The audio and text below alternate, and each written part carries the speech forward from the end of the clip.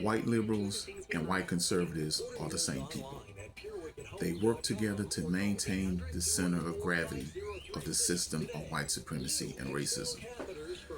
And there are many examples in the past in which they've done that. I mean, even just as recent as a few days ago, we look at the governor in Colorado. He pardoned Tina Peters, I think one of the county clerks, who was the biggest propagator of this of the election denying scheme, and she used her office to abuse and deprive people of their rights. And he pardons her, a Democratic governor. And I hear this black lady, I think she's one of the representatives up in Colorado. She's just like, oh my God, I can't believe he did that. He just betrayed the people. And I'm looking at this black woman, and I'm saying, come on, man. If you are surprised that a white liberal will come to the aid and the defense of a white conservative, you are literally live in a delusion.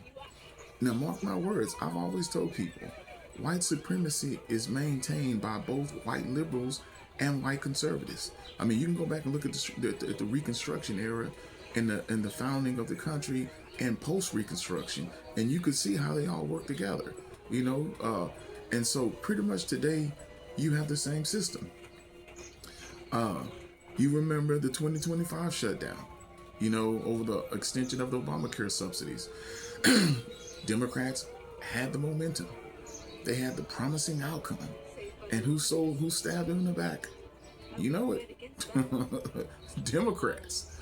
Because they wanted to maintain that system of white supremacy. And if they would have just stuck together, pushed it through, Democrats and people of color would have felt their power. But white liberals said, no, we can't have that.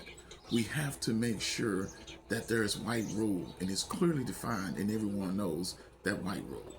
So, like I state, white supremacy has to be maintained by both white liberals and white conservatives. Otherwise, it'll collapse.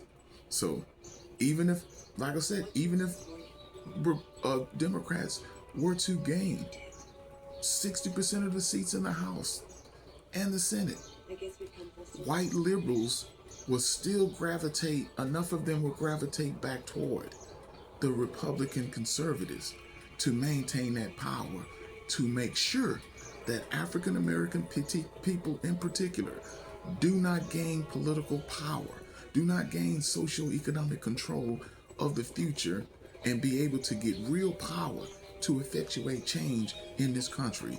They work together to maintain that system.